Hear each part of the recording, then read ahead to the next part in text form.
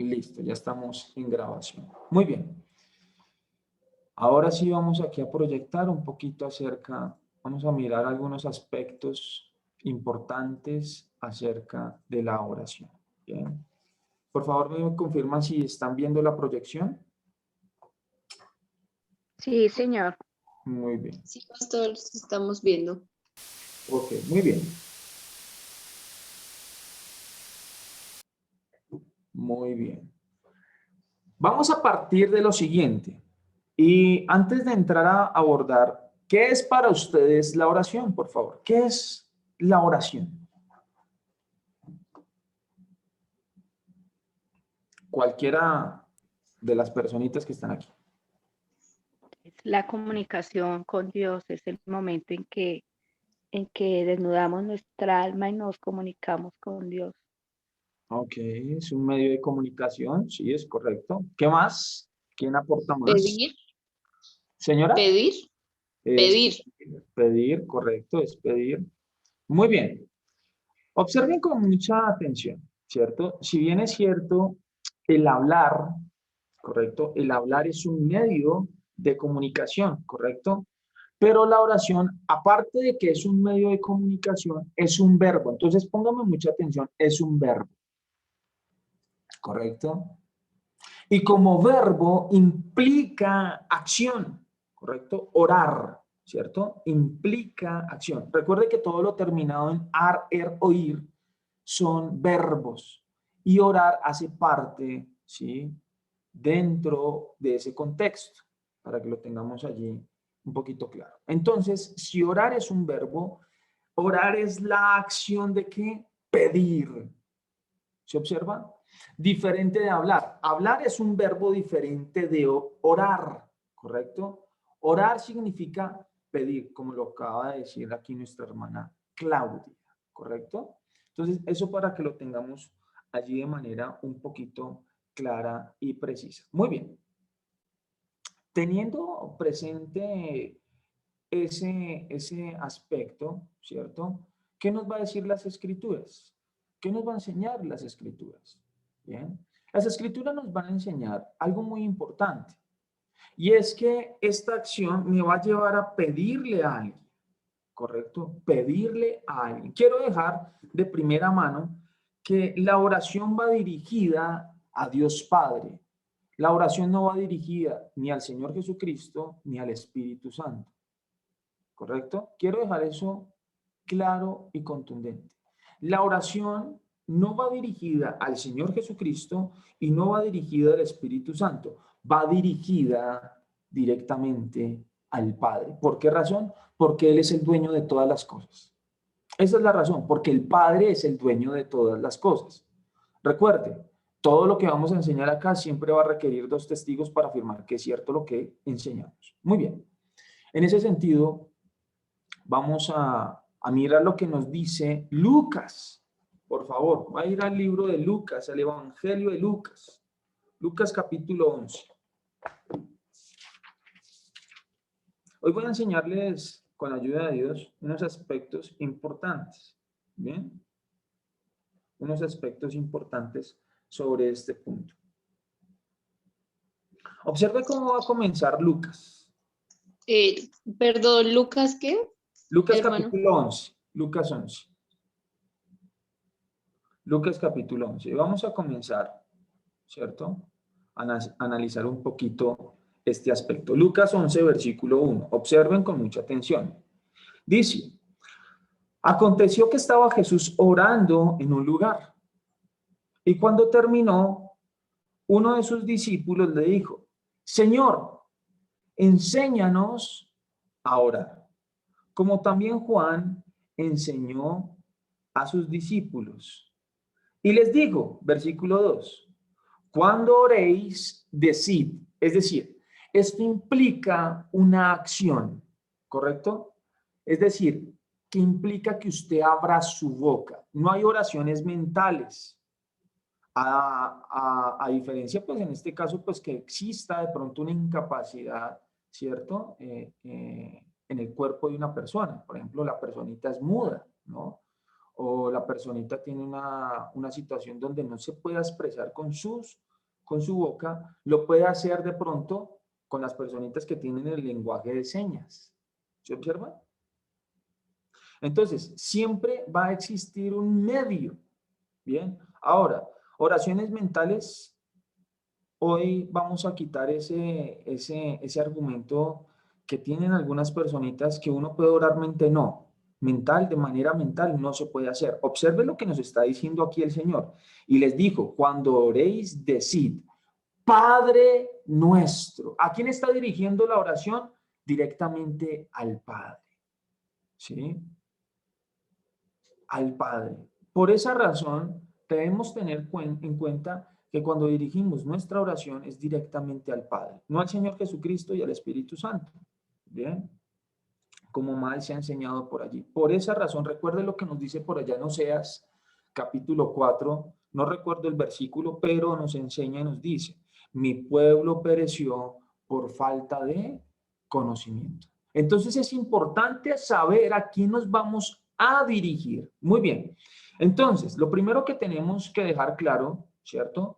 Es que Jesús va a comenzar a enseñar cómo orar y a quién dirigirnos y cómo expresarnos. Ya hoy usted sabe que debe ser de manera audible la oración. ¿Correcto? Audible. La oración no es, ¿sí? Vuelvo y lo reitero, mental. A pesar o la excepción es, ¿cierto? Que haya una incapacidad de tipo corporal. ¿Mm? Es la única. Pero estas personitas se van a relacionar con el Señor a través de su lenguaje en señas. Entonces, sí quiero dejar eso allí de manera clara. Muy bien. Vamos a analizar por qué orar es pedir. Bien. Usted va a observar aquí en el texto de referencia, ¿sí? Vamos a mirar que el Padre Nuestro está en función de pedir. Es decir, la oración está en función de pedir, ¿correcto? Si usted quiere hablar con Dios, puede hablar con Dios, pero eso es hablar. Otra cosa es orar, ¿correcto? Quiero dejar eso allí claro. Usted puede hablar con Dios y le puede contar sus problemas y le puede contar su día a día, ¿sí? Pero la oración implica pedir. ¿Sí me explico? Eso es importante dejarlo allí claro. Ya ahorita vamos a mirar un ejemplo que me parece muy contundente para efectos de lo que vamos a analizar. Muy bien. Analicemos el versículo 2 en adelante. Dice la Escritura. Y les dijo, cuando oréis, decid, Padre nuestro que estás en los cielos, santificado sea tu nombre. ¿Cierto? Entonces nos va a aparecer un primer verbo, santificar. Lo primero que está pidiendo aquí el mismo Señor es santificado, santificar, ¿cierto? Sea tu nombre, sea santo tu nombre. Entonces, está pidiendo, ¿cierto? Que sea santificado el nombre del Señor. Luego nos va a decir las Escrituras, venga tu reino. Observe, venga tu reino. Está pidiendo que venga el reino de los cielos. ¿Quién es el reino de los cielos? La misma persona de Jesús de Nazaret. ¿Correcto? Cuando usted analiza el contexto, ¿cierto? Del texto, y lógicamente hay que analizar todos los evangelios para entender este aspecto tan pequeñito. Y usted dice, venga, pero esto yo nunca lo había visto. Cuando aquí el Señor está haciendo referencia, venga tu reino, está haciendo referencia a la misma persona de Jesús de Nazaret. Recuerde cuando Jesús está con sus discípulos, ¿cierto? Y con muchas personas también, no solamente con sus discípulos. Hay una orden específica que le da a sus discípulos, se le dice, vayan y prediquen el arrepentimiento y la conversión, ¿sí? Y que el reino de los cielos se ha acercado. ¿Quién es el reino de los cielos específicamente? Es la persona de Jesús de Nazaret, porque Él es el que descendió del cielo. ¿Se observan? Él descendió del cielo, ¿sí? Él es el pan que descendió del cielo y es el que da vida. Bien, por esa razón cuando nos dice, venga tu reino, está diciendo, venga tu evangelio. ¿Para qué? ¿Con qué propósito? Observe el versículo, el contexto siguiente del mismo versículo. Hágase tu voluntad. ¿Cuál es la voluntad del Señor? La voluntad del Señor es que todos los hombres vengan en arrepentimiento, conversión y fe salvadora y sean salvos de la condenación eterna. ¿Se observa? A veces uno leía el Padre Nuestro y usted lo leía, ah, no, bonito, no, pero hay que entrar a profundizar en él. O sea, hay que sumergirnos, ¿sí? Hay que nadar en el texto. ¿Bien? Muy bien. Entonces nos está diciendo, hágase tu voluntad como en el cielo, así también en la tierra. Es decir, que se ha implantado el reino de los cielos en nuestra vida para hacer la voluntad del Señor y para obedecer a su palabra. ¿Quiere conocer usted la voluntad del Señor? Está aquí circunscrita en su palabra. Muy bien. En ese mismo sentido, después nos dice, observe lo interesante del Padre Nuestro. Primero le está diciendo al Señor, santificado sea tu nombre. O sea, está pidiendo que sea santificado. Y luego está diciendo, muy bien, una vez santificado, es necesario conocer, observe, el reino de los cielos y lo que rodea al reino de los cielos. ¿Se observa? ¿Con qué propósito? Con el propósito de una vez conocido al Señor, ¿sí? El Señor nos pueda otorgar, ¿sí?, todo lo que pidamos. Después comienza diciendo el versículo 3, el pan nuestro de cada día, dánoslo hoy. Observe que nos está diciendo que nos dé el pan nuestro. No es el pan ajeno, ¿sí? ¿Observan? No es el pan ajeno, es el pan nuestro. Y dice, dánoslo hoy. Yo le hago una pregunta. Usted normalmente, o uno normalmente, Señor, cuando usted hace su oración inicial en la mañana, ¿sí?, o en el transcurso del día, Señor, Padre bueno y eterno, yo te pido que me des un buen desayunito, unas buenas meriendas, un buen almuercito, unas buenas onces, una buena comida. Hoy es para analizar estos apartes, es para reflexionar. ¿Se observa? Porque aquí el Señor nos está diciendo, el pan nuestro de cada día, dánoslo hoy. Señor, no se te olvide mi almuerzo. Y ya sabes cómo me gusta. ¿Sí? Porque es nuestro. Y el Señor nos lo otorga o nos lo da. Bien, eso es importante. Después de que ha suplido nuestras necesidades básicas, ¿sí? ¿Cuál es nuestra necesidad básica? El comer. Esa es nuestra necesidad básica, comer. Deje de comer a ver qué le pasa. ¿Sí? ¿Observa? Después nos va a pasar, ¿sí? Observe que es que cuando yo analizo el Padre Nuestro, está contenido dos mandamientos. Amarás al Señor tu Dios con toda tu alma, con toda tu mente y con todas tus fuerzas y amarás a tu prójimo como a ti mismo. ¿Se observa? A partir del versículo 3 en adelante, observe, del versículo 1 al 2 nos habla precisamente de que el nombre del Señor sea santificado, de que venga el reino y que se haga su voluntad, y eso está contenido en el primer mandamiento o el gran primer mandamiento. Amarás al Señor tu Dios con toda tu alma, con toda tu mente y con todas tus fuerzas. Bien, y del versículo 3, ¿cierto?, en adelante es amar al prójimo como a nosotros mismos. Por eso comienza hablándonos de manera interesante acerca del pan. Porque primero debemos amarnos a nosotros para amar también al prójimo.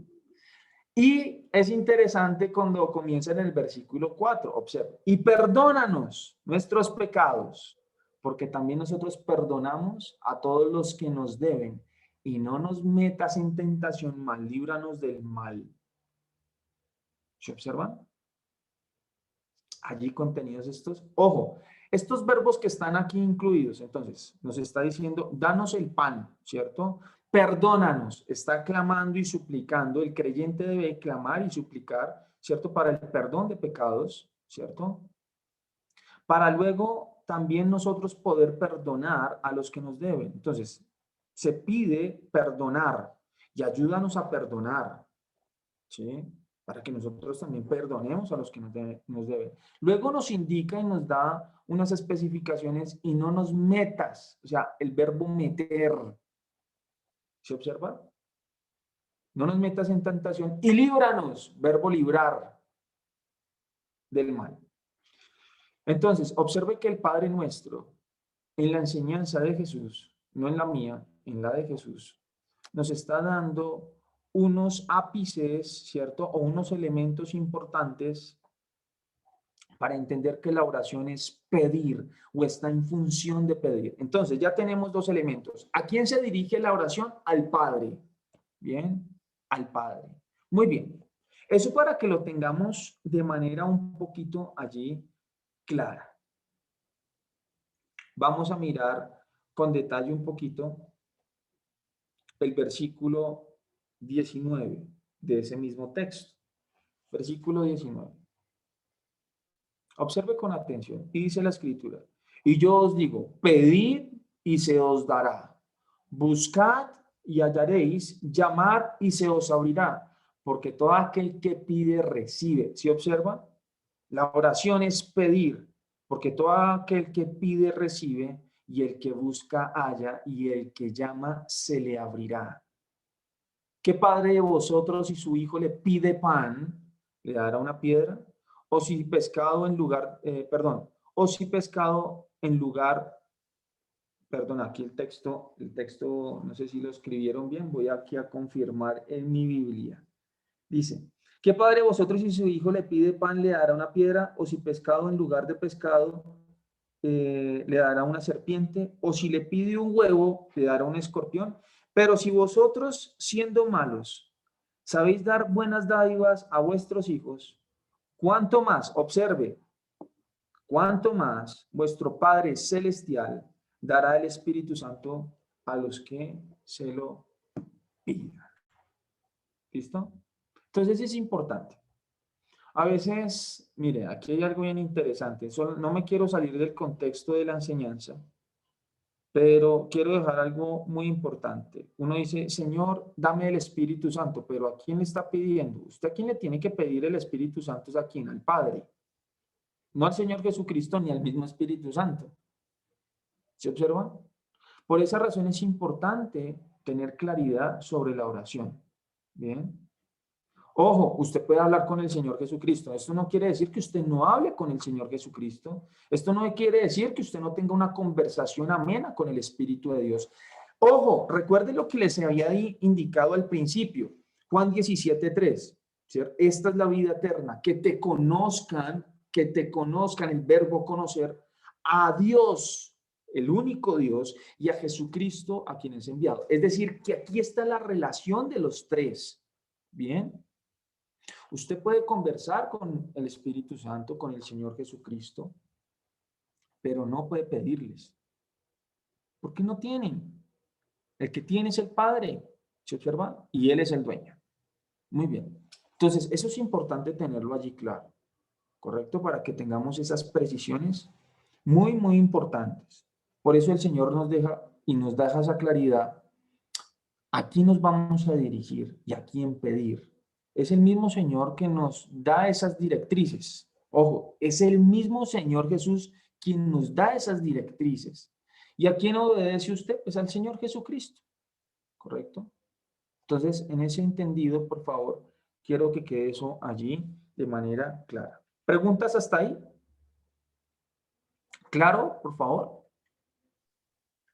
Sí, señor. Sí, señor. Vamos a mirar un momento, yo creo que aquí, por favor, Lucas capítulo 18. Vamos a mirar unos aspectos importantes. Vamos a mirar unos aspectos importantes. Lucas capítulo 18.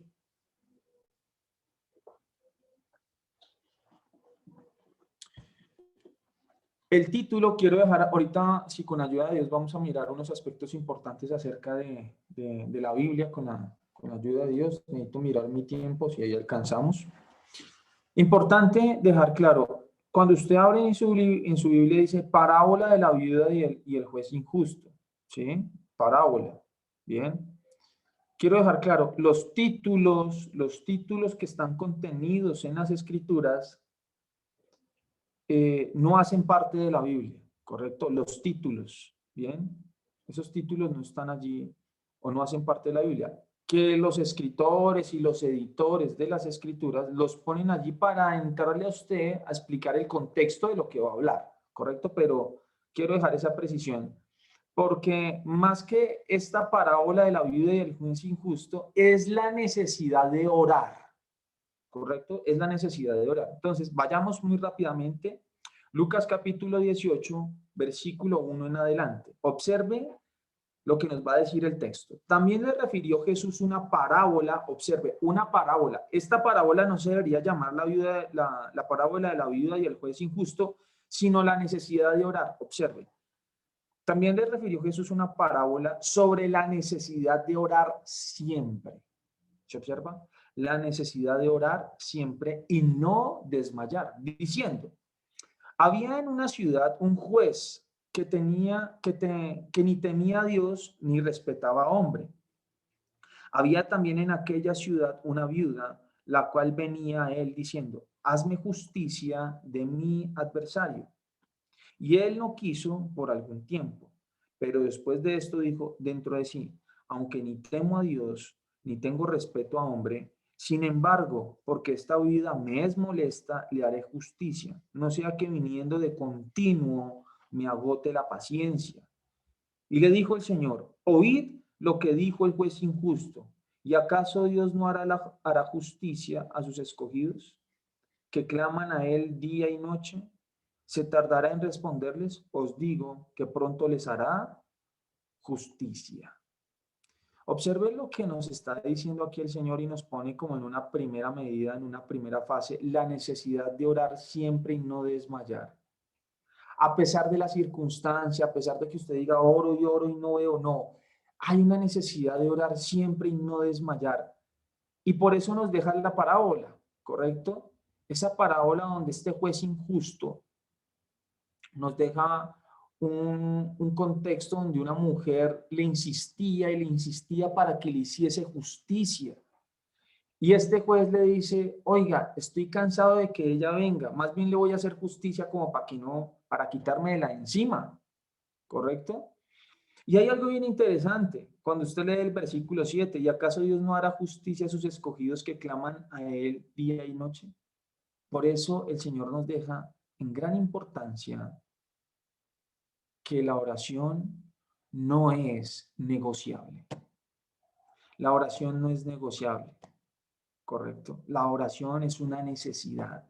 Por eso nos deja que el Señor nos deja en ese primer versículo, ¿sí? Y nos refiere sobre esa necesidad de orar siempre y no desmayar. Ahora, la oración es un mandamiento, no es que si usted quiere. No, la oración es un mandamiento.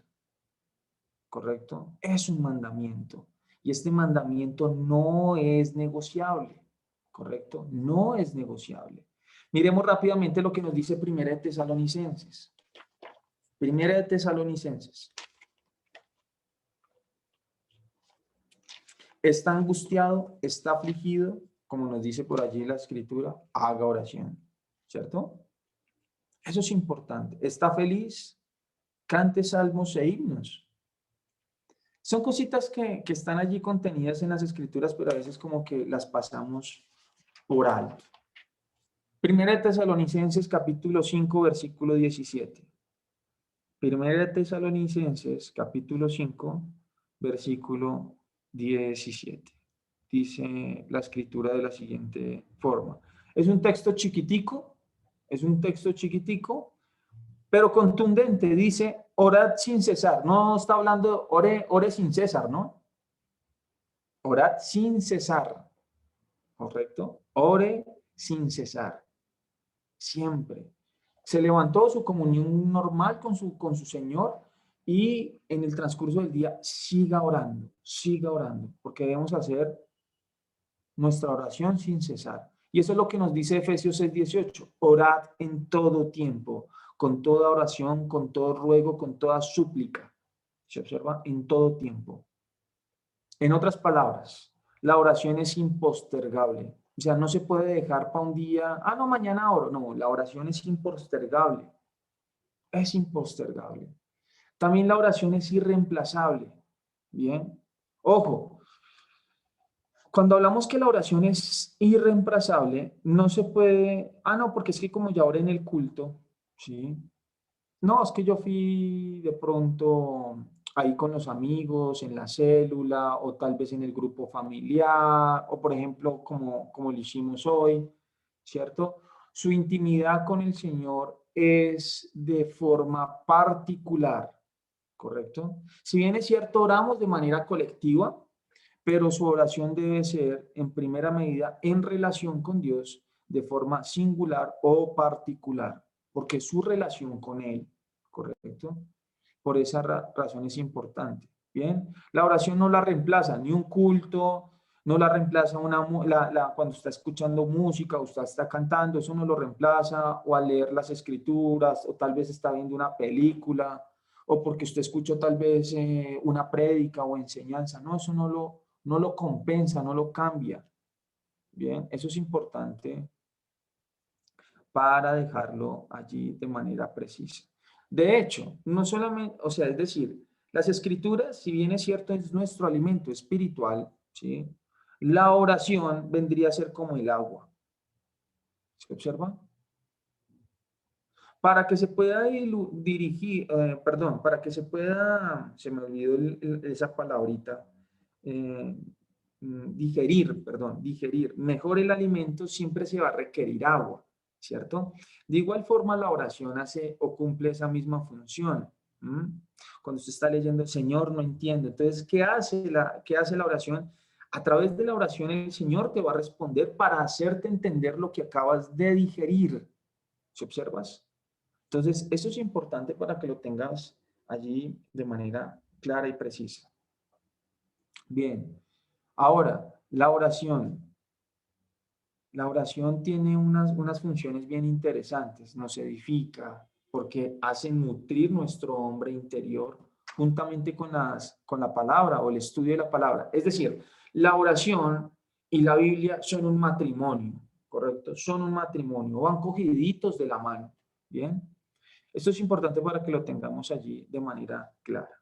Bien, hay cosas importantes y es que la oración es la única forma para tener comunión con Dios. Es la única forma, comunión. Ojo, cuando hablamos de comunión, ¿sí?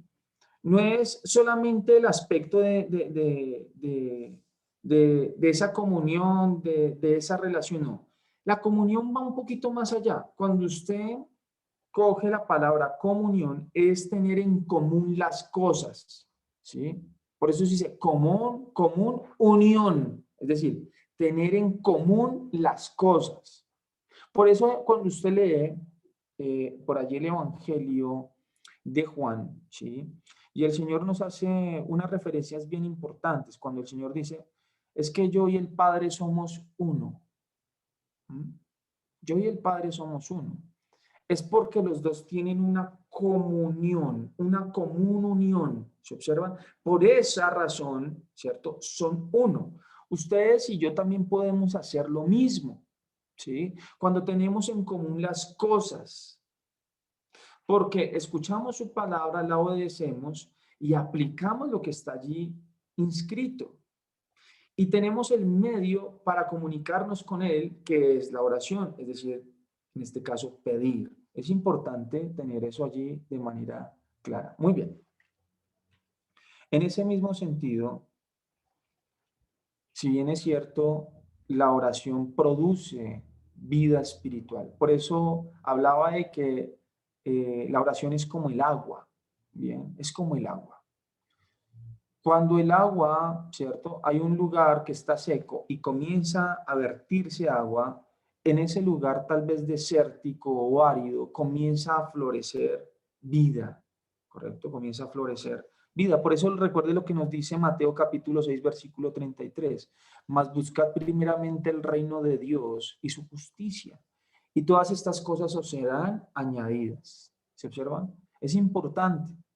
Si usted tiene necesidad de Dios, el Señor le va a suplir, ¿sí? Si usted tiene necesidad, ojo, hago la precisión acá, ¿no? Yo soy, y esto es una opinión mía y lo digo con mucho respeto, soy realmente una persona en contra de este evangelio de la prosperidad. O sea, acérrimamente podría decir que eso es una herejía, ¿correcto? Ese evangelio de la prosperidad. Bien. Sin embargo, no estoy diciendo de que el Señor no le prospere. ¿Se observa? El Señor le va a prosperar, ¿sí? Le va a cumplir esos anhelos que hay en el corazón siempre y cuando estén conforme a su voluntad. Perfecto. Pero que Dios supla nuestras necesidades por sentimientos egoístas, ¿sí? Por ese deseo de ambición de adquirir cosas materiales. El Señor no está ahí, es su propio corazón, ¿correcto? Es su corazón, no es Dios. Bien, porque recuerde que la bendición de Dios enriquece y no añade tristeza, ¿correcto? Eso es importante que lo tengamos allí presente. Si bien es cierto, el Señor te puede dar y el Señor, necesito una casa, necesito tal vez estudiar, necesito profesionalizarme, necesito un vehículo, ¿sí? El Señor siempre te va a preguntar, ¿para qué lo necesitas? ¿Para qué lo necesitas? Entonces tienes que dar una razón muy contundente del por qué lo necesitas. ¿Se observas? Eso es importante, queridos. Para que analicemos cuando estemos pidiendo. Ahora, es importante que cuando pedimos debemos hacer oraciones inteligentes. Es decir, sabiendo lo que usted está pidiendo. No pida por pedir. Pida de manera inteligente. ¿Correcto? Pida de manera inteligente. Primero analice qué es lo que usted está necesitando realmente y luego pida. ¿Se observa? Eso es importante tenerlo allí claro. Muy bien. La oración, en otras palabras, hace que la palabra produzca vida. Es decir, si bien es cierto, la oración produce vida, ¿sí? Cuando está acompañada de palabra, produce fruto para arrepentimiento, conversión y vida eterna. Eso es lo que produce la oración, cuando está acompañada de palabra. Entonces, importante tener eso allí muy claro. Muy bien. Entonces, observe la anterior pregunta. Dice, ¿cómo orar conforme a las Escrituras? ¿Cómo orar conforme a las Escrituras? Quiero dejar aquí una precisión. No es como lo diga Alex, ¿sí? No es como lo diga yo. No es como lo diga tal vez un teólogo. No es como lo diga un clérigo o un pastor. No es como lo diga las Escrituras. ¿Correcto? Como lo diga el Señor. Por esa razón, ¿cómo debemos orar conforme a las Escrituras? Muy bien. Primero ya lo sabe, es orar a Dios, ¿cierto? Con un elemento, ¿cierto? Con un elemento importante, en el nombre de Jesús.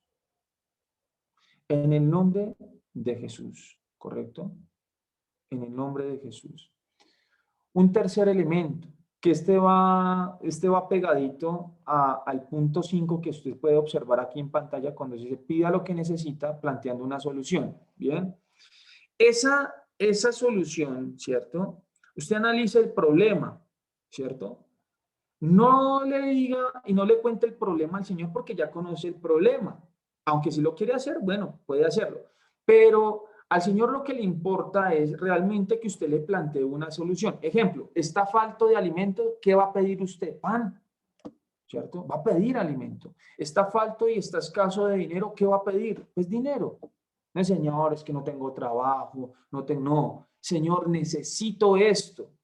Ejemplo, si usted no tiene para pagar, ejemplo, la cuota del apartamento, la cuota del carro, el mismo arriendo, ¿sí? No tiene para pagar la universidad o tal vez no tiene para pagar la matrícula del chico, la chica, del colegio, ¿sí? Entonces usted que, Señor, no tengo el dinero. Ahí estamos analizando el problema. Entonces va a plantear la solución. Señor, necesito pagar la matrícula de mi hijo que vale 250,000 pesos. Necesito 250,000 pesos para pagar la matrícula. En el nombre de Jesús te los pido. Está planteando una solución, ¿cierto? Está planteando una solución. Por eso debe hacerlo de esa forma. Lógicamente, lo que hemos visto, la oración es audible, no es mental, es audible. Y recuerde muy bien ese versículo en el capítulo 11, versículo 1, ¿cierto? Y el versículo 2, cuando nos enseña y nos dice que cuando oremos debemos decir, es decir, abra su boca. ¿Se observa? Entonces tenemos varios elementos. en el nombre del Padre, en el nombre de Jesús, planteando una solución de forma audible, ¿cierto? Pidiendo lógicamente con fe, porque si usted no fe es imposible agradar a Dios. ¿Se observa? Y que si usted pide, es galardonador, galardonadora de lo que está pidiendo, pero hay que pedir con fe. ¿Bien? Otro aspecto importante, cuando usted pide con fe, usted da por entendido, ¿cierto? Y da gracias. Señor, gracias porque he recibido lo que te he pedido. Y al final, ¿cierto? Al final de su oración, confiesa una palabra tan importante como lo es el amén. Es decir, así se ha hecho. Eso es lo que significa la palabra amén. Así se ha hecho. Vamos a analizar lo que nos dice Primera de Juan, por favor. Primera de Juan, capítulo 5. Observen con mucha atención este texto y ojalá grábelo en su mente, grábelo en su corazón, ¿cierto? Para que cuando usted esté pidiendo tenga la confianza de qué está pidiendo, ¿correcto? Observe con atención, Primera de Juan capítulo 5, versículo del 14 en adelante. ¿Listo? Vamos a leer 14 y 15 para ser más precisos. Observe cómo comienza el texto. Primera de Juan 5, versículo 14. Y esta, observe, y esta es la confianza que tenemos en Él, es decir, en el Padre. Que si pedimos alguna cosa conforme a su voluntad, observe que está diciendo que si pedimos alguna cosa conforme a su voluntad, dice, Él nos oye. ¿Se observa? Él nos oye. Y si sabemos, observe, y si sabemos que Él nos oye, en cualquier cosa que pidamos, observe lo que vamos a decir acá, o lo que dice el texto. Sabemos que tenemos, pregunta, ¿ese verbo está en pasado, presente o futuro? Tener. ¿Ese verbo está presente, pasado o futuro? Queridos, queridas, ¿en qué tiempo está el verbo?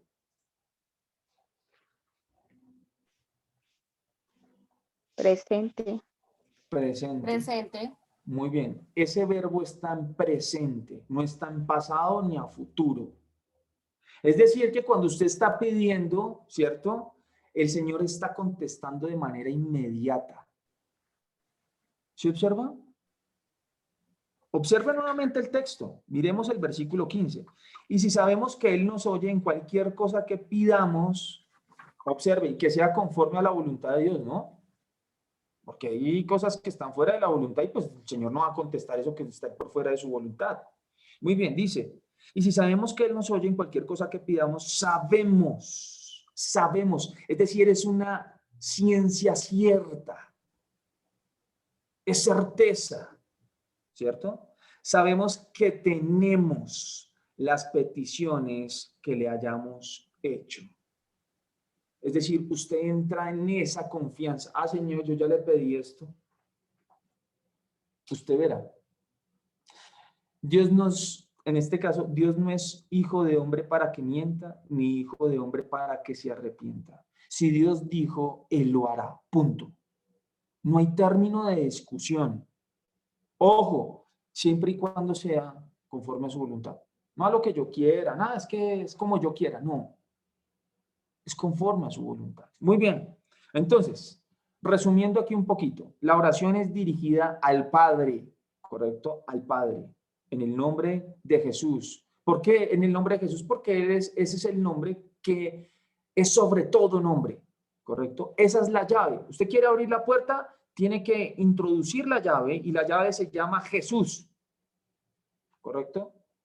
Entonces, se ora al Padre en el nombre de Jesús, partiendo de lo siguiente, planteando una solución, pidiendo lo que necesita con voz audible. En el caso de las personitas, pues que no están desprovistos, ¿cierto? Del habla, pues lo va a hacer con su lenguaje de señas. Haciéndolo con fe, dando gracias por lo recibido y por último diciendo amén. ¿Correcto hasta ahí? Espero que esto quede claro y contundente. Muy bien. Ahora vamos a mirar estos aspectos. Ya miramos que esto se pide en el nombre de Jesús, ¿cierto? Digamos, vamos a mirar algunos modelos de oración, algunos modelos pequeñitos, algunos modelos. ¿Para qué? ¿Por qué pedir? ¿Sí? Ojo, usted puede pedir todo lo que quiera. Recuerde lo que dice por allí Juan, ¿no? Que podemos pedir todo lo que queramos si es conforme a su voluntad. Pero hay cosas importantes por las que pedir, para que venga su reino, es decir, para que venga el evangelio para salvación. Muy bien. Pedir para que se haga su voluntad, pedir por el pan, pedir para perdonar y ser perdonado, ¿cierto? Y perdonar a los que nos han ofendido, tal vez. Pedir para que no caer en tentación, para que el Señor nos guarde del mal, y pedir hasta en los momentos más inoportunos, como lo hizo la mujer con el juez injusto. O sea, es decir, insista hasta que le abran, hasta que usted obtenga la respuesta. ¿Se observa? Eso es importante tenerlo allí de manera clara. También podemos pedir, por ejemplo, cuando estamos enseñando, por ejemplo, normalmente yo pido, Señor, por favor que tú me des autoridad y denuedo, ¿cierto? Para enseñar las escrituras y el evangelio. Entonces pido al Señor para que Él obre en ese sentido, para que la palabra corra y sea glorificada, para que Él supla todo lo que nos haga falta, ¿cierto? Esas cositas hay que pedirlas. Bien, vamos a mirar esos textos. Hechos 4:29. Y ahora, Señor, mira sus amenazas y concede a tus siervos que con todo de nuevo hablen de tu palabra, es decir, que se hable con autoridad. Recuerde, no es por el conocimiento, o sea, si bien es cierto, es importante el conocimiento, ¿sí? Es importante que, por ejemplo, lo que estamos adquiriendo en esta mañana, es importante ese conocimiento, pero más importante que adquirir ese conocimiento es que el Espíritu de Dios le dé ese denuedo, ¿correcto? Es el Espíritu de Dios que le da ese denuedo. Entonces, el Padre, cuando usted le está pidiendo al Padre que le dé autoridad y denuedo para hablar de la palabra, entonces, ¿qué va a hacer el Señor? Hágame un favor, Espíritu Santo. O sea, el Padre le va a decir al Espíritu Santo, dele el denuedo. ¿Se observan? Ojo, el Padre, el Hijo y el Espíritu Santo son un equipo. Son un equipo. ¿Correcto? Y ellos como equipo, ¿cierto? De acuerdo a lo que estemos pidiendo al Padre, el Padre concede. Y cada uno va a comenzar a trabajar en sus escenarios correspondientes. Muy bien. Segunda de Tesalonicenses, se me enredó la lengua. Segunda de Tesalonicenses, capítulo 3, versículo 1. Segunda de Tesalonicenses, capítulo 3, versículo 1 nos dice: por lo demás, hermanos, orad por nosotros, para que la palabra del Señor corra y sea glorificada, así como lo fue entre vosotros. Es decir, que cuando estamos pidiendo, no es porque usted, cuando esté enseñando la palabra, no, yo ya lo convencí, usted y yo no tenemos poder alguno de convencer a nadie. Eso sí, téngalo presente. Usted y yo no podemos convencer a nadie. Y hay gente que se mata convenciendo, no, y ve a la iglesia y ve a esto. No, es que ese trabajo no es suyo. Ese trabajo es exclusivo del Espíritu Santo. Cuando usted predica la palabra, ¿cierto? Por eso hay que pedir para que la palabra corra y sea glorificada. Cuando usted predica y comienza a enseñar la palabra, el Espíritu Santo va a coger esa semillita que se sembró en los corazones y comienza a producir fruto para arrepentimiento, conversión y fe salvadora. Por esa razón la palabra se glorifica. ¿Se observan? Eso es importante tenerlo allí claro. Muy bien. Y pues para que Dios todo lo supla, ¿no? Para que Dios supla todas esas necesidades importantes. Observe con mucha atención Filipenses 4:19. Mi Dios, pues, suplirá todo lo que os falte conforme a sus riquezas en gloria en Cristo Jesús. ¿Se observa? Mi Dios, pues, suplirá todo lo que os falte conforme a sus riquezas en gloria en Cristo Jesús. Muy bien. También hay otros aspectos para que Dios envíe obreros a la mies. Rogad pues al Señor de la mies que envíe obreros a su mies. Mateo 9:38. Observe con atención, y esto quiero dejarlo acá. ¿Cuál es el propósito de la oración? ¿Cuál es el propósito de la oración? Tiene dos propósitos. Primer propósito, para que el gozo sea cumplido. Observe con atención. Juan 16, 24. Juan capítulo 16, versículo 24. Este es el propósito de la oración. Hasta ahora nada habéis pedido en mi nombre. Observe que aquí el Señor está diciendo, hasta ahora no habéis pedido en mi nombre. Ahora está diciendo, va a pedir usted en mi nombre. Pedid y recibiréis. ¿Para qué? Para que vuestro gozo sea cumplido. Cuando usted ora, ¿cierto? Cuando usted está pidiendo y recibe, su gozo sea cumplido. Usted, uy, Señor, me diste lo que te pedí. Y entonces usted se goza. ¿Se observa? Ese es el propósito, para que usted se goce en lo que pidió. Y bien, el segundo propósito es que Dios, al darle lo que usted pidió, Él es glorificado. Él se glorifica. Es decir, yo se lo di. Es alabado el nombre del Señor. Es alabado el Dios Todopoderoso. Observe, todo lo que pidieres al Padre en mi nombre, lo haré para que el Padre sea glorificado en el Hijo. ¿Se observa? Todo lo que pidieres al Padre en mi nombre, lo haré para que el Padre sea glorificado en el Hijo. Observa ese texto. A veces pasamos por alto estos textos tan pequeñitos y es en la minucia. No sé si usted ha escuchado este adagio o este punto cuando dice, oiga, es que no leen la letra menuda del contrato, la letra chiquita. Esta es la letra chiquita del contrato. Hay que ponerle mucha atención a la letra chiquita. A esos textos que pareciesen desapercibidos, para que entendamos qué es la oración. ¿Se observan?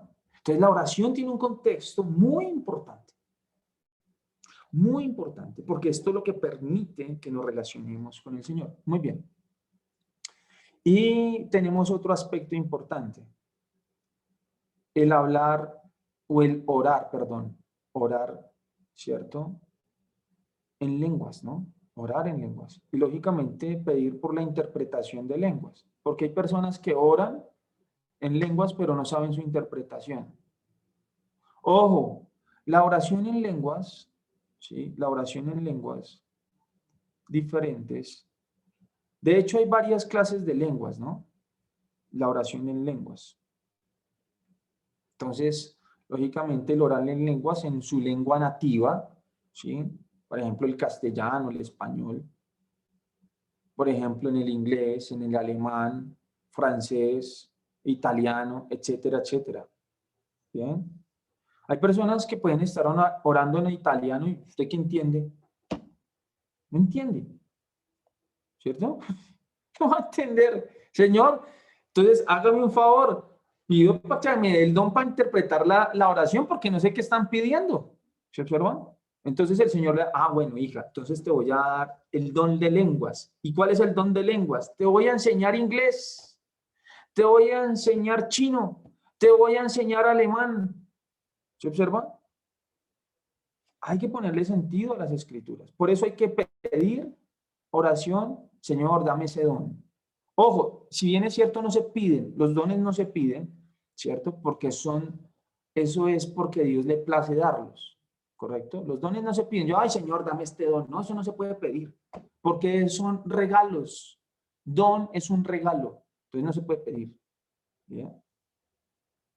Sin embargo, Señor, entonces pon un intérprete, pues, para que me explique, para que me diga qué es lo que está diciendo. ¿Listo? Muy bien. Eso en cuanto al don de lenguas. También el don de lenguas, ¿sí? Están las lenguas angelicales.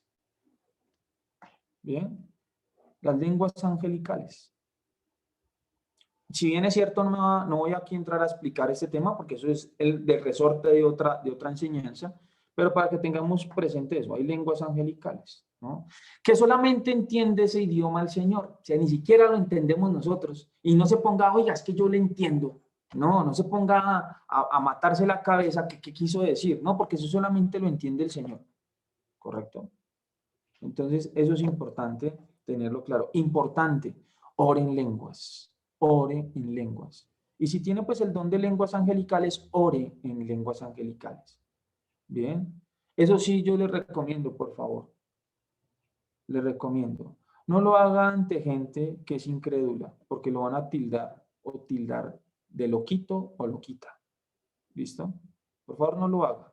Hágalo como lo dice la Escritura, ¿cierto? En orden y en su secreto. Y que cuando alguien esté en la congregación, ¿cierto? Hablando en lenguas, o orando en lenguas, no hablando, sino orando en lenguas, dice, a lo menos ore una sola persona, no dice todos, una sola persona, ¿cierto? Y que haya un intérprete. Entonces, hay que hacerlo en orden como dice la Escritura, para que no digan, uy, esto, por eso es que la gente de afuera dice, estos manes están locos, porque no lo hacen conforme a las Escrituras, y hay que hacerlo conforme a las Escrituras. Amén, muy bien. También podemos pedir por protección, por sabiduría, por quietud, por ayuda, por todas las personas y para recibir, ¿no? Eso lo podemos hacer nosotros, ¿bien? Ya miramos que debemos hacerlo de manera audible, ya miramos que hay que hacerlo planteando soluciones, pedir con fe, ¿cierto? Eso para que lo tengamos allí presente, con acción de gracias y al final con el amén, ¿bien? Eso es lo que hemos visto hasta el momento acerca de la oración. ¿Quedó claro, queridos? ¿Sabían estas cosas? Muy bien. Por allí vi a Claudia, me dijo, no, no sabía. Bueno, hoy ya lo sabe. Hoy ya lo sabe. Bien. Muy bien, queridos. No sé si tengan, ojo, hago la claridad porque por aquí fui a Claudia. No sé si alguien más, como mis queridas no se dejan ver por las cámaras, entonces no sé, no sé cuáles sean sus reacciones faciales. Entonces, importante. ¿Quedó claro todo? Pastor, espera un segundito. Es que, a ver, quedamos según las escrituras, ¿dónde lenguas ahí y por qué se debe pedir? ¿Qué podemos pedir? Pues me parece a mí importante saber por qué podemos pedir. O sea, que antes. ¿Por qué podemos pedir? Sí, ¿dónde quedaste según las escrituras? Eso. Espera, Aquí lo que estábamos, ¿qué podíamos pedir? ¿Cierto? Pues pedir a orar para que podamos enseñar con denuedo y autoridad la palabra y el evangelio. ¿Sí? No, eso sí ya. Pero lo otro, lo que escribiste que por protección, ¿qué más? Ok. Listo. También podemos pedir por protección. ¿Sí? Protección. Sabiduría. Por quietud, por reposo y lógicamente la salvación, ¿no? Por ayuda, por todas las personas y para recibir. Señor, pido pues para recibir lo que le he pedido. ¿Para qué? Para que el gozo sea manifestado, sea cumplido y para que tú seas glorificado. ¿Sí observas? Es eso. Ojo, igual yo estas diapositivas se las voy a enviar. Una pregunta. Señora. ¿Cómo sé que son lenguas angelicales cuando estoy orando? Cuando son lenguas angelicales, porque nadie las entiende. Esa es la evidencia porque nadie las entiende. Ese es el... Porque cuando son humanas hay alguien que las interprete, ¿cierto? O sea, Sí, es decir, el idioma. El idioma, correcto. Entonces, cuando alguien está hablando en otra diferente lengua, pues, no, este está hablando en inglés, este está hablando en chino, este está hablando en japonés, sí, me hago entender. Entonces, se identifica. Listo, pastor, esa la que sigue, por favor, gracias. Muy bien. Esto hasta este punto, ¿listo? Ya tenemos claro todo lo que hemos visto acerca. Esta es la primera fase de la oración. Ya en el segundo módulo vamos a mirar lo otro concerniente a la oración. ¿Bien? Muy bien. Espera, pastor, ¿por qué dijiste que ahí colocaste una donde dice que la oración debe ser audible? ¿Audible? Sí, debe ser audible. ¿Por qué razón? Recuerden lo que dice Lucas capítulo 1, versículo 1 y 2. Cuando sus discípulos vienen a Jesús, ¿cierto? Y le dicen, Señor, enséñanos a orar. Y el Señor les dice, cuando oréis, decid, el verbo decir, hablar, decir audiblemente. No puede ser, la oración no puede ser mental, ¿sí? La oración no es mental, a excepción, por ejemplo, a excepción de las personas pues que no tengan o estén desprovistas del habla, ¿no? Estén desprovistas del habla y pues se van a comunicar no solamente mental, sino con su lenguaje de señas, ¿sí? Su lenguaje de señas. Eso quiero dejarlo aquí claro. Muy bien. En ese sentido hemos visto hasta este punto la oración. ¿Qué horas son? ¿Qué horas son? 9:25. Vamos a mirar ahora un poquito de la palabra. ¿Listo? Vamos a mirar ahora un poquito acerca de la palabra. ¿Bien? Entonces, permítanme aquí un momento. Recuerde que la palabra y la oración son un matrimonio, o sea, van, el uno y el otro van pegaditos. O sea, no pueden el uno sin el otro coexistir. ¿Bien? Entonces, permítanme un momento, aquí ya voy a proyectar. Muy bien. Ya tenemos aquí en proyección. ¿Ven la proyección, por favor? Sí, sí, señor. Muy bien. Ay, ¿me estaban escribiendo, muchachos? Yo no me había dado cuenta que me habían escrito. Ah, ya. Muy bien, muy bien. Vamos ahora por partes, como dijo Jack el Destripador, frente a las Escrituras y la Biblia. ¿Listo? Entonces, pregunta. A mí me gusta hacer preguntas para partir de una base y comenzar desde ahí. Muy bien. ¿Qué es la Biblia para ustedes? ¿Qué es la Biblia?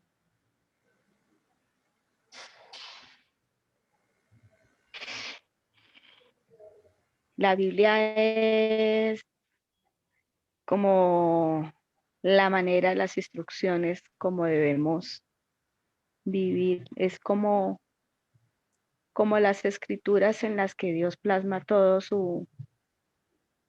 como sus ordenanzas, cómo debemos vivir en la tierra, cómo debemos seguir y comportarnos siendo a imagen y semejanza de Él, como las instrucciones que debemos seguir en la tierra.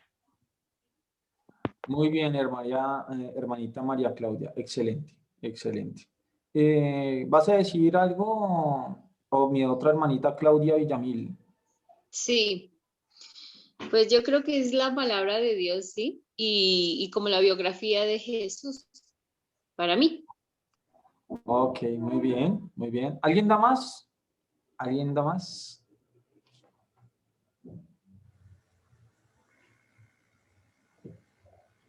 Muy bien. Entonces vamos a dar inicio ahora a nuestra otra disertación que es acerca de las Escrituras o la Biblia. Simplemente para dejar aquí claro que hicieron una pregunta de que qué es denuedo. Recuerde, denuedo es autoridad. Denuedo es autoridad para cerrar lo que vimos en la anterior clase. Frente a la oración. Muy bien. ¿Qué es la Biblia? Bueno, Biblia, cuando hacemos referencia a la Biblia, ¿sí? Es el compendio de varios libros. Es decir, es una biblioteca. ¿Sí?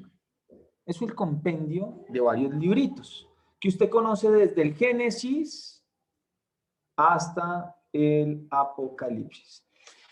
La Biblia, ¿sí? Posteriormente pues se le da esa connotación o ese nombre pues precisamente por lo que acabo de mencionar, porque lo que hacen es encasillar, ¿cierto? Estos varios libros para formar una biblioteca, ¿listo? Formar una biblioteca compuesta de 66 libritos. Pero antes de que se le diese ese nombre, ¿cierto? Tenía otros nombres. Y sigue teniendo los mismos nombres, ¿sí? Como Escrituras, Sagradas Escrituras, la Ley de Moisés, los Profetas y los Salmos. Bien. Lo que pasa es que hoy tenemos, lógicamente, pues el compendio completo de las Escrituras, ¿correcto? Hoy tenemos el compendio escriturario desde el Génesis al Apocalipsis, Antiguo y Nuevo Testamento. Bien, anteriormente solo era la ley de Moisés, los profetas y los salmos. Los términos utilizados, por ejemplo, por el Señor Jesús, por el mismo Señor Jesús, él indicó, ¿cierto? O manifestó y le dio el título de Escrituras, ¿no? Es como lo conocían en su momento y lo conocían allí. Miremos rápido a Mateo capítulo 21. Vamos rápido para cerrar nuestro ciclo el día de hoy. Mateo capítulo 21, versículo 42. Observe las escrituras, perdón, observe lo que nos dice aquí el mismo Señor, ¿sí? Y nos indica, Mateo capítulo 21, versículo 42. Jesús les dijo, ¿nunca leísteis en las escrituras? Observe cómo le llama Jesús a la sagrada palabra de Dios, escrituras. ¿Listo? Las escrituras. Muy bien. También otro término que se le dio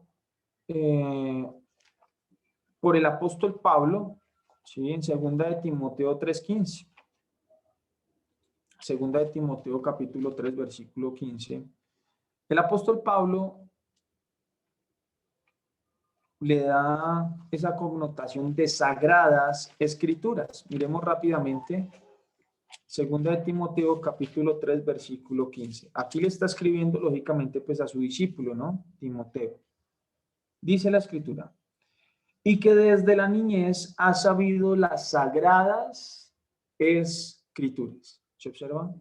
Muy bien. Las cuales te pueden hacer sabio para la salvación por la fe que es en Cristo Jesús.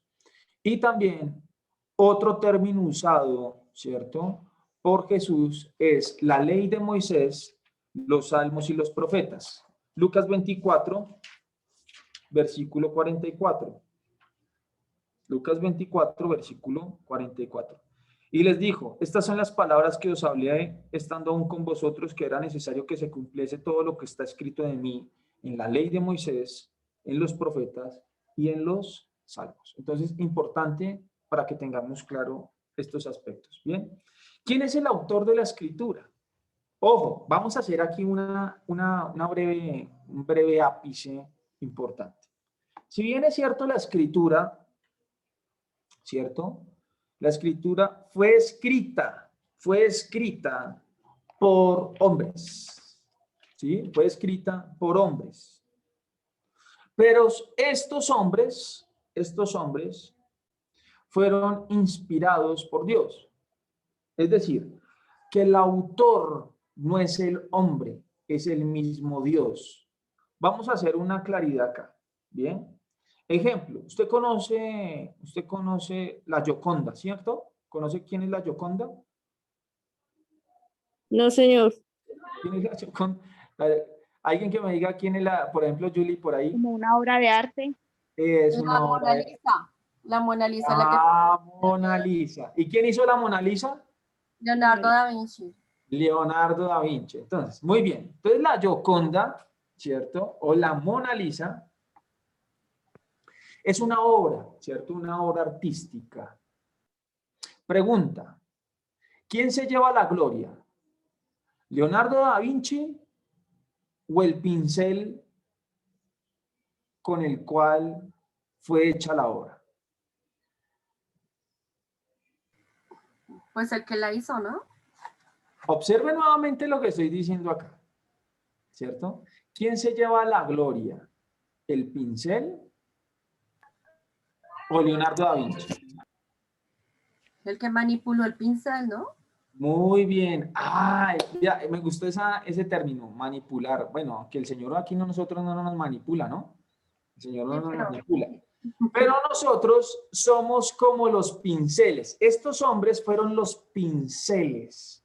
Pero la obra, ¿cierto? La obra artística, ¿cierto? Escriturario que usted hoy tiene en sus manitos fue inspiración netamente divina. Es decir, las escrituras o la Biblia, yo la comparo como si fuera la Gioconda, ¿cierto? El pincel son los hombres y la inspiración fue de Dios. En este caso, hago la referencia como si hubiese sido Leonardo da Vinci. ¿Se observan? Es importante tener esa precisión. Segunda de Timoteo capítulo 3, versículo 16. Bien, dice, toda la escritura es inspirada por Dios. Toda la escritura es inspirada por Dios y útil para enseñar, para redarguir, para corregir y para instruir en justicia. Versículo 17. Observe que aquí está la precisión. A fin de que el hombre de Dios Esta es la precisión del por qué es necesaria la escritura, a fin de que el hombre de Dios sea perfecto, enteramente preparado para toda buena obra. Observe con atención, queridas. Observen con atención. La hermanita María Claudia nos decía que es esos mandamientos, esas instrucciones, y en efecto es eso. En efecto es eso. Allí están incorporados los mandamientos, los decretos, las leyes, las ordenanzas, ¿sí? Los preceptos, para ponerlos por obra. Yo quiero que vayan rápidamente, Josué capítulo 1, versículo, Josué 1:8. Yo creo que usted se sabe ese texto, cuando el Señor le dice a Josué, nunca se apartará de tu boca, ¿cierto? Este libro de la ley, para que de día y de noche medites en él, ¿cierto? Miremos lo que dice aquí la escritura. Es lindo. Rápidamente, nunca se apartará de tu boca este libro de la ley, sino que de día y de noche meditarás en él, para que guardes y hagas conforme a todo lo que en él está escrito, porque entonces harás prosperar tu camino y todo te saldrá bien. Dice algunas cosas o todo. Dice, todo te saldrá bien. ¿Se observa? Entonces, las escrituras son de suma importancia, ¿sí? Y al igual que la oración, van cogiditas de las manos. ¿Sí? Van cogiditos de las manos. Son un matrimonio. ¿Para qué? Para que todo salga bien. Todo salga bien. Muy bien. Eso para que lo tengamos claro. Es decir, que su autor mismo es el mismo Dios. ¿Correcto? Es el mismo Dios. Para que tengamos eso allí de manera un poquito clara. Ya miramos que ya sabemos por qué se llama Biblia y que es una biblioteca. ¿Quién escribió las Santas Escrituras? Pues volvemos y reiteramos, varios hombres, ¿cierto? Tenemos 40 autores, ¿bien? Tenemos 40 autores, pero su inspiración es divina. Me gusta mucho el texto de Segunda de Pedro. Observen este texto con atención. Segunda de Pedro 1:21 dice, porque nunca la profecía fue traída por voluntad humana, sino que los santos hombres de Dios hablaron siendo inspirados por el Espíritu Santo. Es decir, que su autoría es del Espíritu Santo. Bien. Ahora, si bien es cierto, la Biblia se escribió en 3 idiomas. ¿Sí? Se escribió en 3 idiomas. Inicialmente, ¿correcto?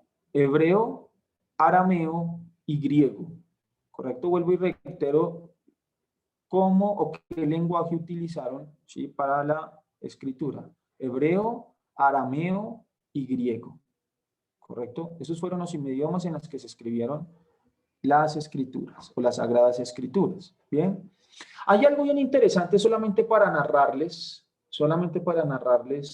como un dato histórico, ¿no? Un dato histórico.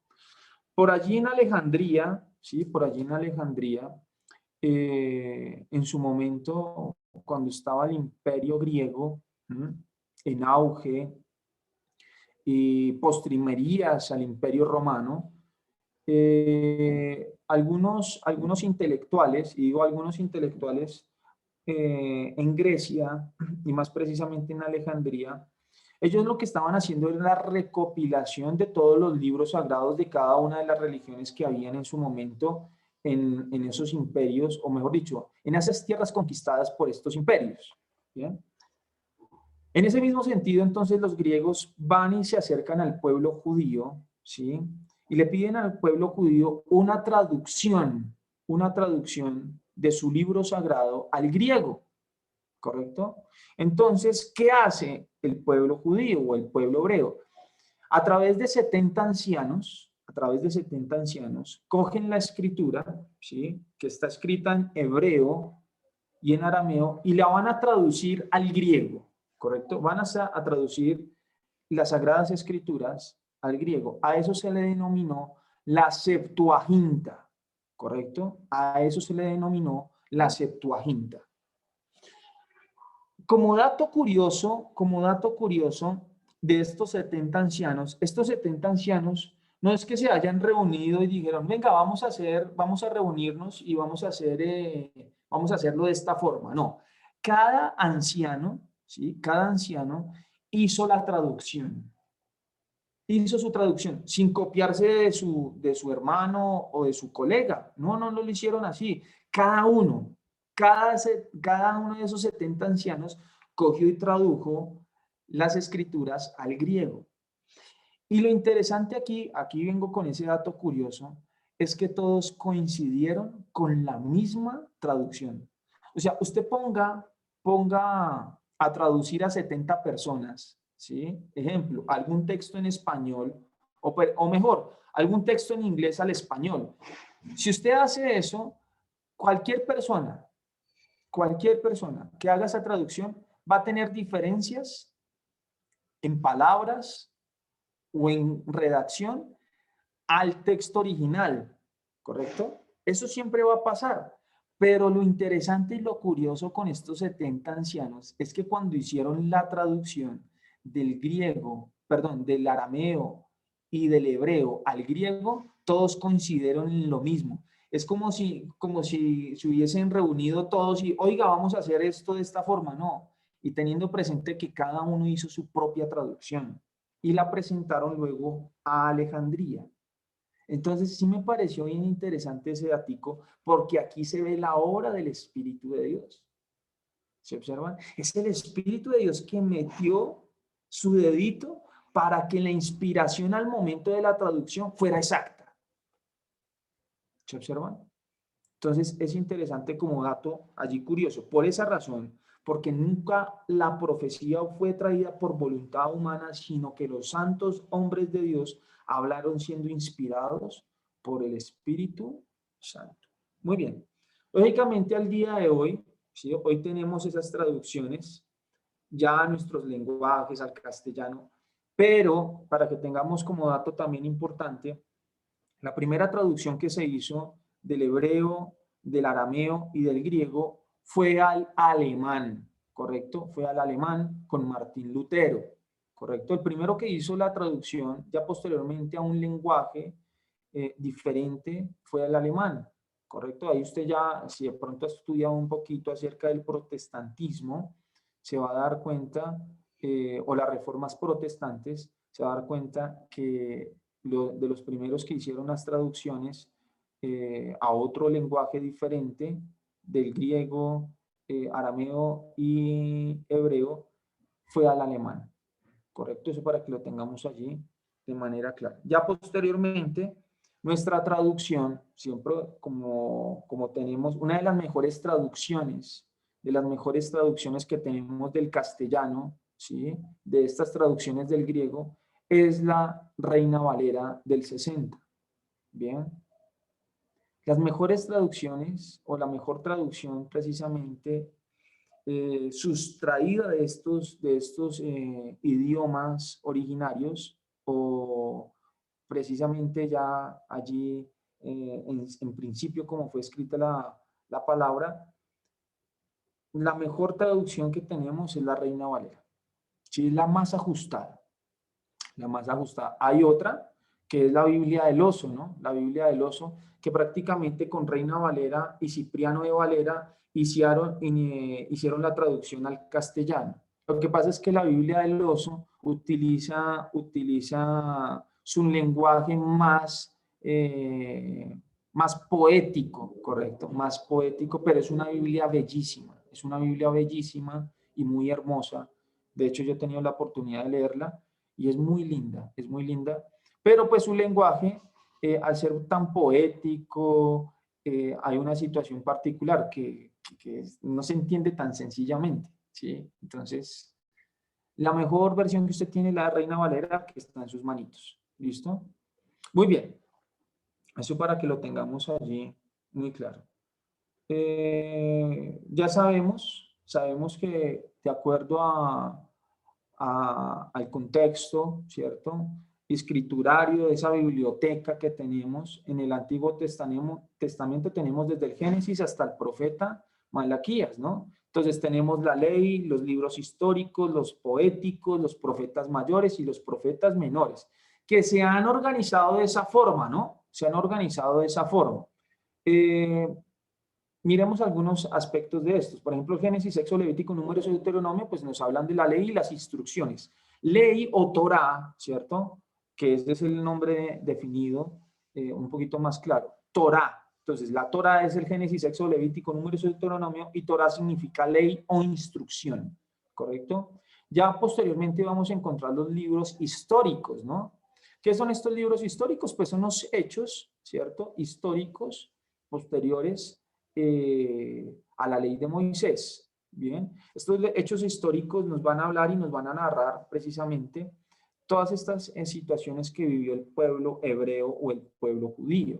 Para eso tenemos José, Jueces, Ruth, Primera y Segunda de Samuel, Primera y Segunda de Reyes, Primera y Segunda de Crónicas, Esdras, Nehemías y Esther. Bien, luego se va a entrar a analizar los libros poéticos y sapienciales o de sabiduría. Bien, estos libros son Job, Salmos, Proverbios, Eclesiastés y Cantar de los Cantares. Bien, esto es para adquirir sabiduría. Precisamente aquí encontramos estos libros poéticos, sapienciales, ¿sí? Para efectos de ese propósito. Y tenemos los profetas. ¿Por qué se distribuyó en profetas mayores y profetas menores?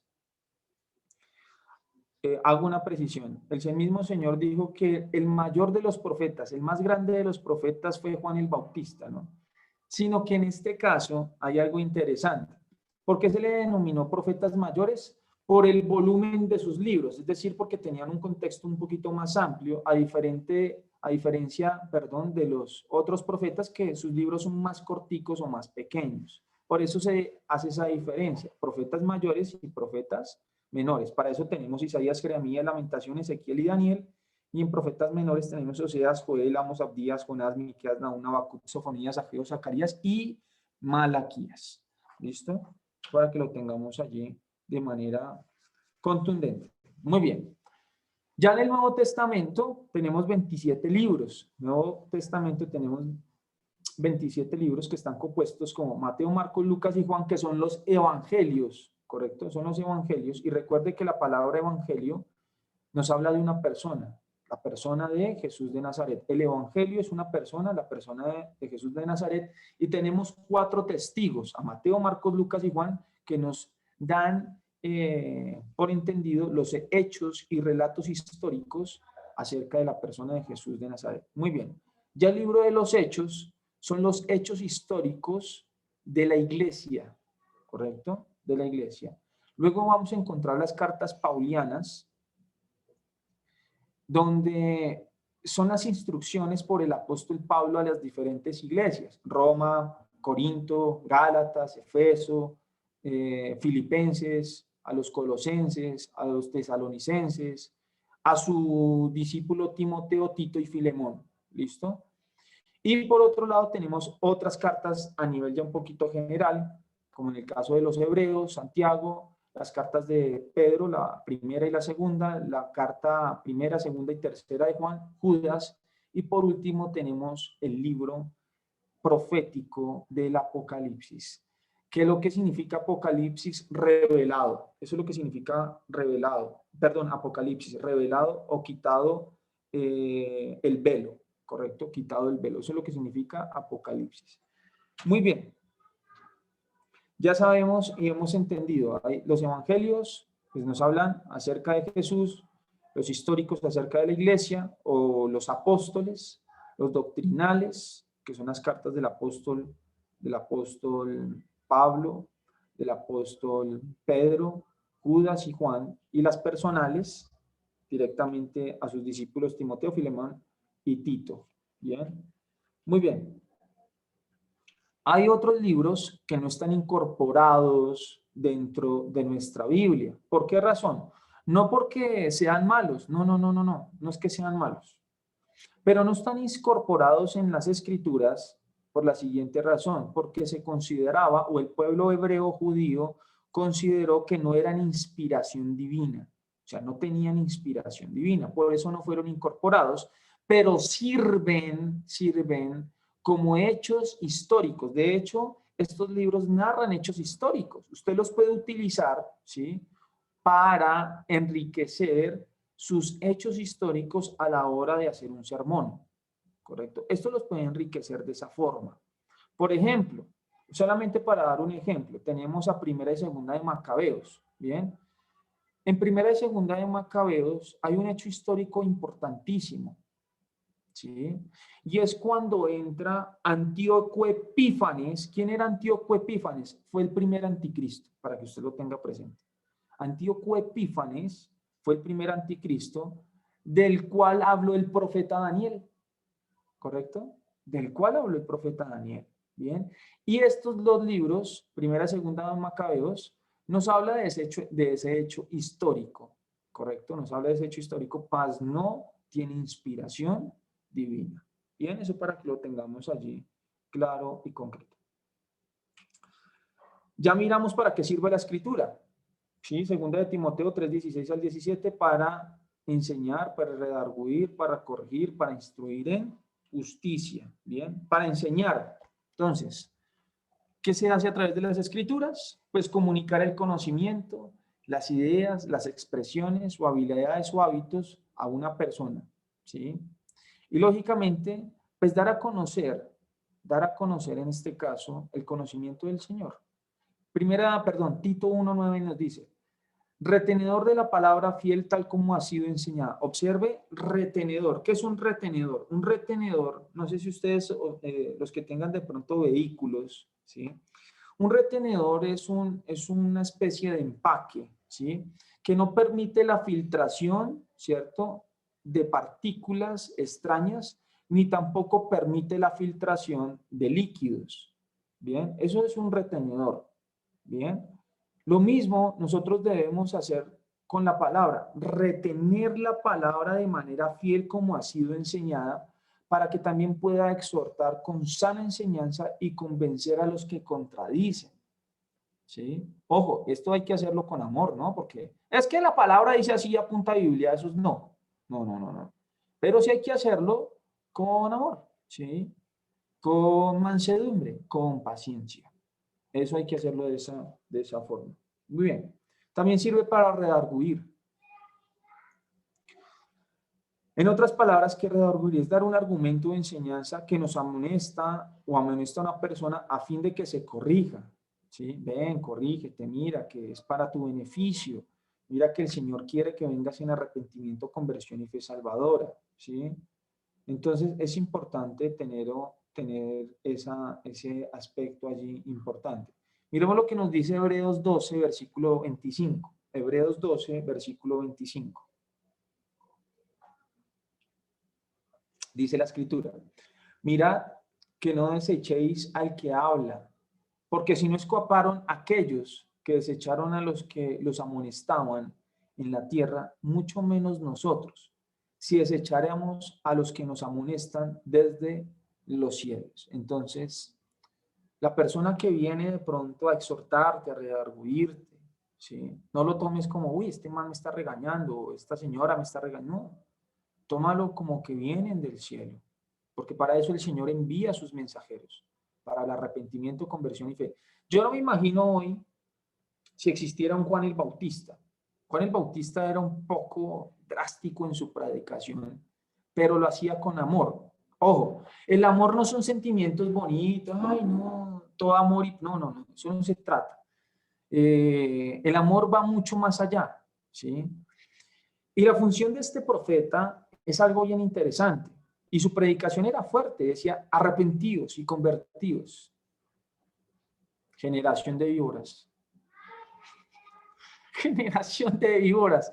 O sea, no dice, uy, no, este Juan era como un poquito agresivo. ¿Ah? No tiene amor. O sea, lo primero que no, este man no tiene amor para predicar. El amor nos la forma. Lógicamente Dios le da a cada uno su estilo, ¿no? ¿Sí? Dios le da a cada uno su estilo. Pero Juan el Bautista lo hacía para que escaparan de la condenación eterna y la ira de Dios. Observe nuevamente, cuando el Señor a través del profeta le decía, arrepentidos y convertidos, generación de víboras, ¿quién les enseñó a ustedes a huir de la ira venidera? Esa predicación, aunque usted la pueda considerar un poco fuerte, está teñida en el fondo de puro amor, porque Dios no quiere que ninguno se pierda, sino que todos procedan al arrepentimiento para salvación. ¿Se observan? Entonces, es importante tener eso allí claro. Muy bien. Sirve para corregir. Las escrituras nos sirven para corregir. Job capítulo 5, versículo 17. He aquí bienaventurado es el hombre a quien Dios castiga.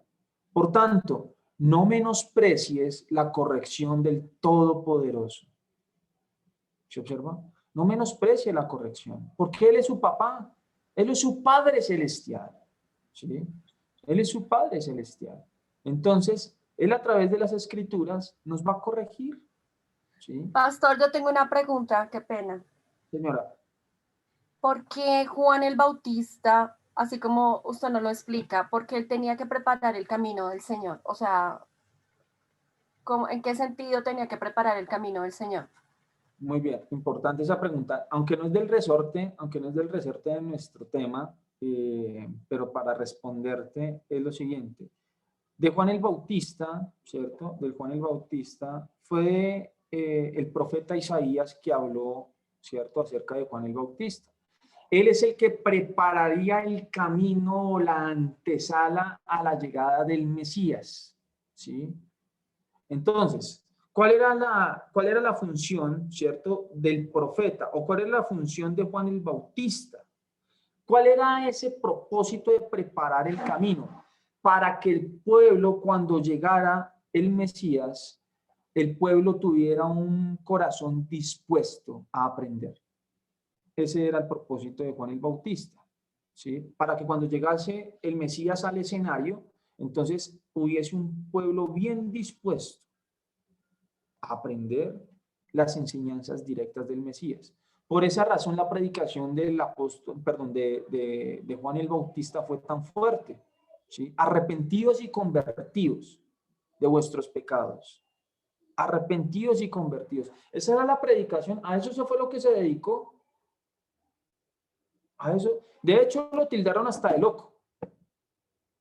De hecho, cuando se puso, ahora, es que Juan el Bautista era un poquito fuerte y celoso de la ley del Señor, ¿sí?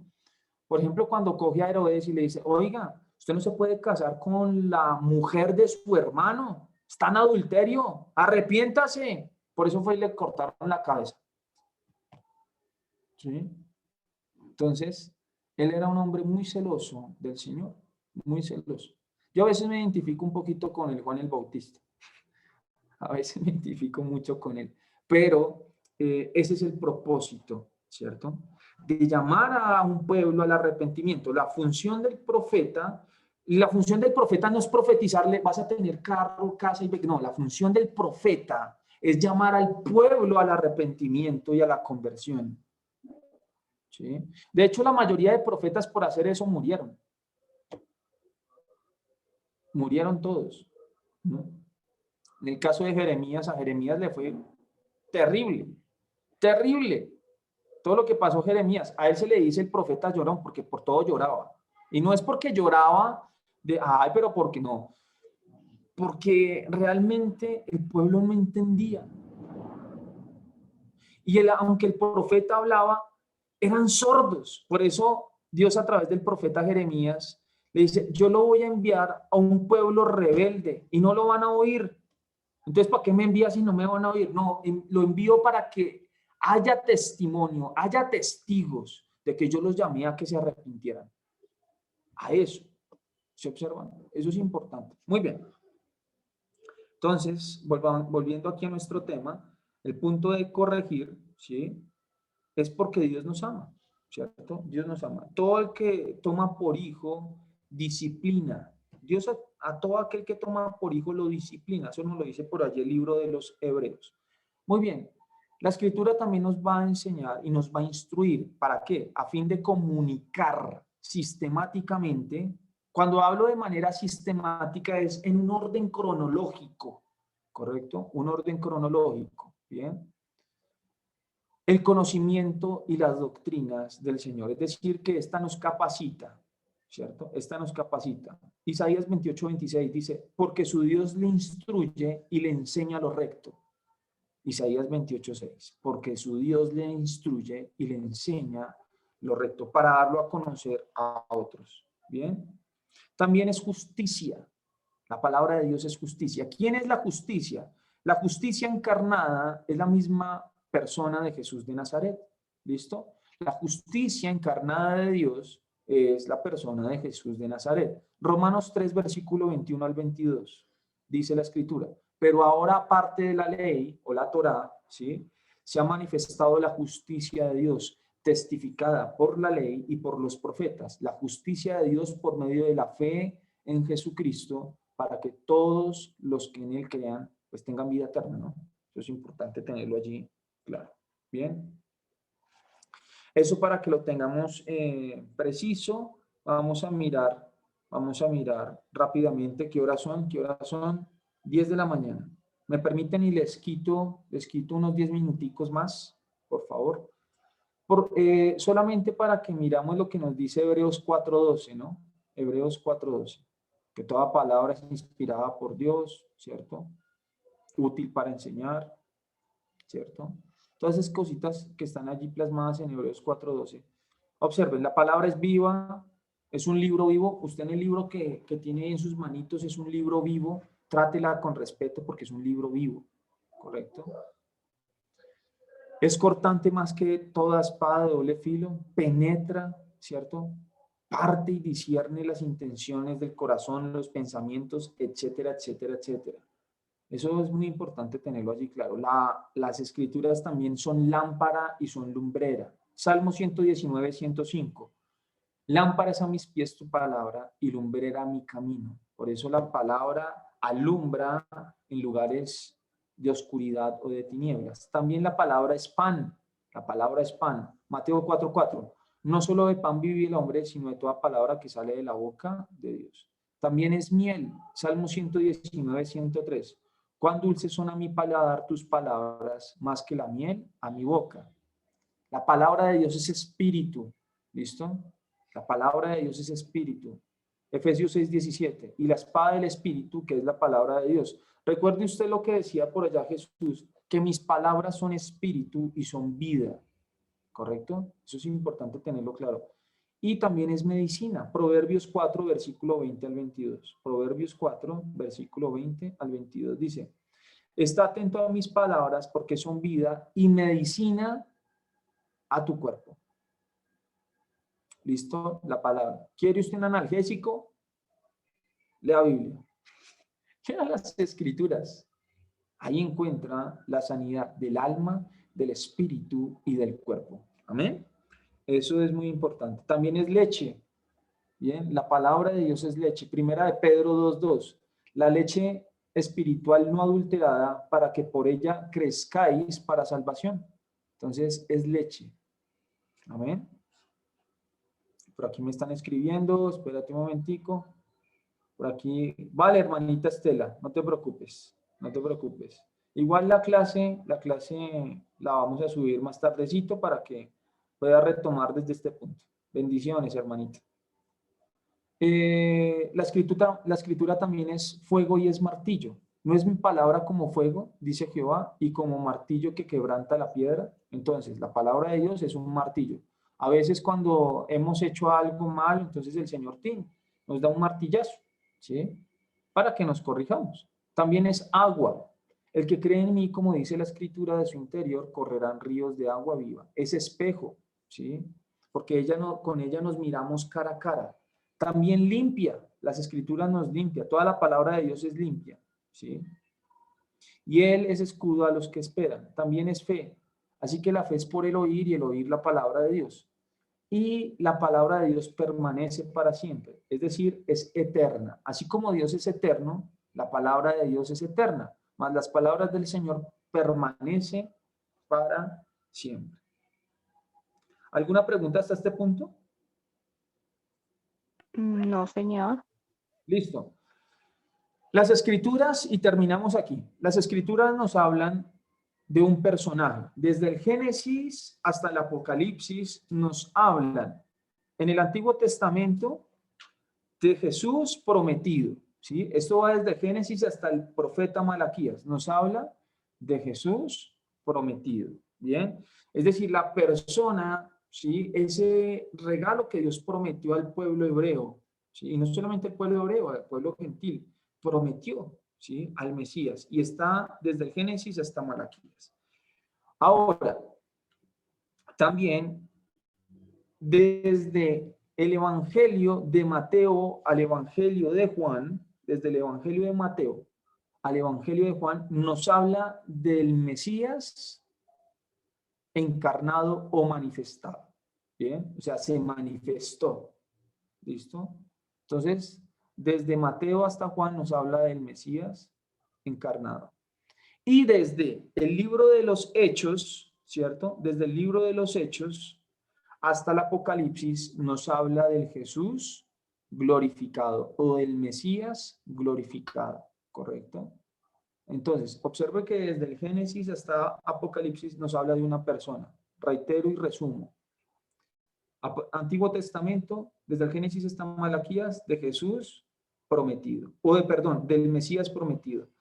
Desde Mateo hasta Juan, del Mesías manifestado. Y desde Hechos hasta Apocalipsis nos habla de el Mesías glorificado. Amén. Hemos cerrado hasta este punto, digamos, nuestra enseñanza acerca de las Escrituras. El próximo módulo, con la ayuda de Dios, analizaríamos la parte B, ¿sí? La parte B acerca de las Escrituras. Muy bien. Espero que haya quedado claro estos dos temas que son importantísimos, y ya la próxima clase entramos de manera un poquito más profunda. Ahora sí, ¿qué es esto de nacer de nuevo? ¿Listo? ¿Qué es esto de nacer de nuevo? Muy bien, espero que esta clase les haya sido de provecho. Sé que fueron 2 horas, pero maravilloso. Tenemos ahora un poquito más de claridad. Amén. ¿Vas a decir algo, Julie, a alguien de mis hermanas aquí? Gracias, pastor. Muchas gracias por todo lo aprendido. Ha sido algo muy enriquecedor para todos los que estamos. Creemos que conocemos a Dios, pero no conocemos realmente la Biblia. Ay, la verdad que Amén. Bueno, así nos pasó a todos. Tranquilos que todos tenemos que, por eso dice que debemos entrar por el camino angosto, ¿sí? Entrar por la puerta estrecha y el camino angosto. Pocos son los que la hallan, dice pocos, no son ni muchos, dice pocos. Y gracias a Dios hemos sido privilegiados en que ustedes y yo estemos en ese camino. Bendito sea el amén. Señor. Amén. Sí, Bueno, alguien si Amén.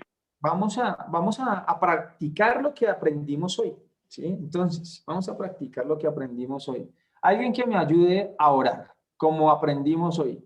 Recuerde, dirigido al Padre, en el nombre de Jesús, presentando una solución, ¿cierto? Presentando una solución, dando gracias de lo recibido y confesando un amén. Entonces, así que, ¿quién quiere hacer una oración chiquitica para cierre de nuestra clase? No, sin miedo.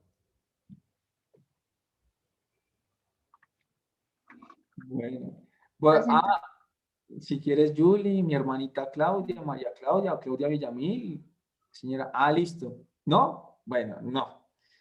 Entonces vamos a cerrar, mis queridos, vamos a cerrar. Tranquilos, vayan practicando, vayan practicando, vayan practicando. Claudia, Bueno, hermano, dime, bueno, yo Claudia. la hago. Vale, dale. de una. Voy a practicar. Lánzate, lánzate. Bueno, entonces, pues cerramos los ojitos y Padre, en el nombre de Jesús, te doy las gracias por esta enseñanza. Gracias, Señor, por tu palabra. Te agradezco, Padre, por la vida de todos los que estamos en esta reunión.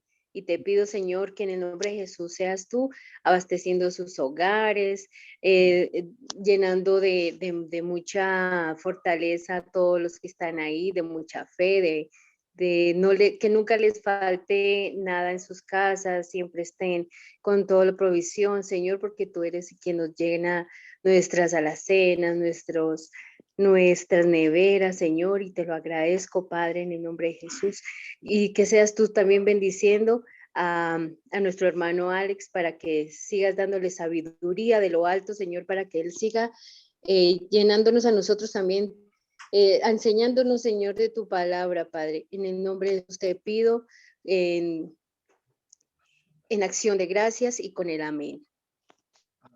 Amén. Así se ha hecho en el nombre de Jesús. Amén. Eso, es así de sencillo. Gracias, Claudia. Bueno, queridas, Amén. Dios les bendiga. Este es el grupo de las bienaventuradas. Aquí yo soy un privilegiado, entonces Dios les bendiga, Dios les guarde, que tengan un fin de semana bonito en sus congregaciones y nos veremos el próximo sábado a la misma hora por el mismo canal. Un abracito y nos vemos. Amén. Bye, bye. Gracias, pastor. Dios te bendiga. Amén, gracias.